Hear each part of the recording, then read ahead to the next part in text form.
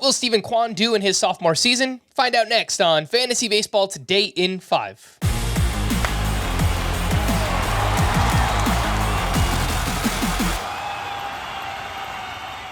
Welcome into FBT in 5. Today is Saturday, March 11th. I am Frank Stanfield, joined by Scott White. And let's take a look at Stephen Kwan, who last year hit .298 with only 6 home runs, but 89 runs scored, 19 steals, one of 6 players with more walks than strikeouts last season.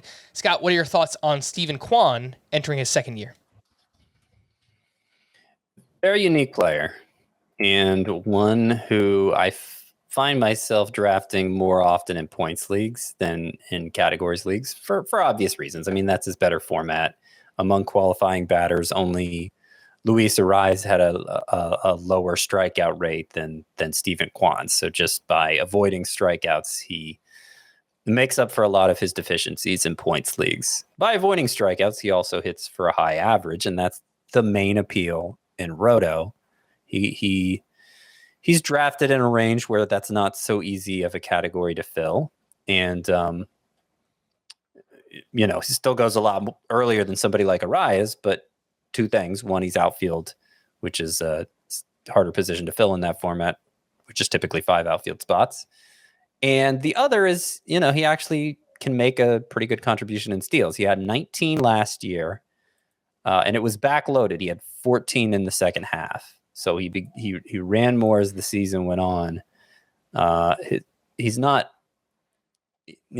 he doesn't have electrifying speed, but 78th percentile last year, pretty good. And since he showed an inclination to run more in the second half, there's some hope that with the new rules, maybe he'll do even more of that. The big downside, the big detractor here with Stephen Kwan is power. So he hit only 6 home runs last year. His max exit velocity was 29th percentile. His average exit velocity was 3rd percentile. So this is not a guy who hits the ball hard enough to produce power in the current league environment. And I don't see that changing. So you just kind of have to take your lumps with that. It might be, if you're the sort of person who took Kyle Schwarber early, let's say, then maybe Stephen Kwan is a reasonable choice to pair with him. It's not ideal because, you're hoping for a big home run advantage by taking Schwarber. But if you don't get enough batting average otherwise, then maybe you do have to think about drafting somebody like Kwan as your 3rd outfielder, preferably 3rd outfielder than 2nd. So that's where I stand with Kwan. I think it's perfectly said, Scott.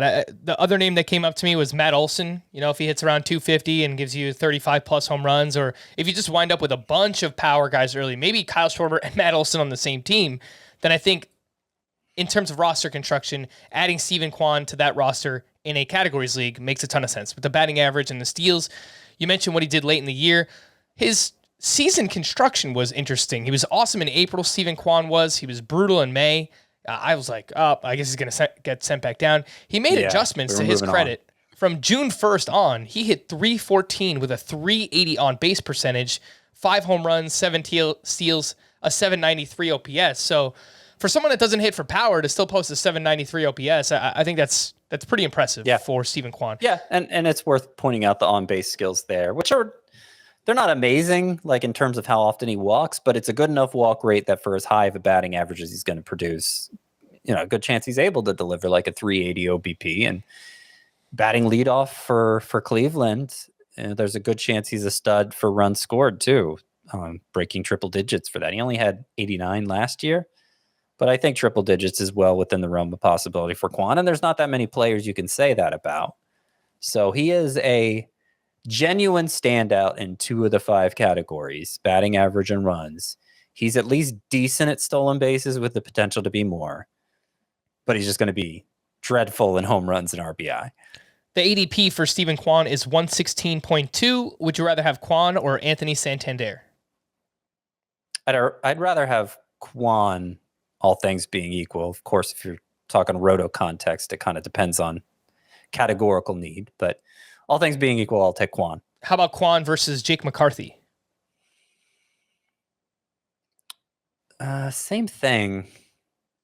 But I think generally I'd be more inclined to take McCarthy as the safer bet for stolen bases. Obviously, points league's different story. Kwan's a whole tier higher in points leagues. Yeah, I think those guys are pretty close in terms of skill set, but better batting average from Kwan, maybe a little bit more pop from McCarthy. I think I like Kwan, but that one is really close. We're going to wrap there. For more extensive fantasy baseball coverage, listen to the Fantasy Baseball Today podcast on Spotify, Apple Podcasts, the Audacy app, or anywhere else podcasts are found. Thanks for listening to Fantasy Baseball Today in 5, and we'll be back again next week. Bye-bye.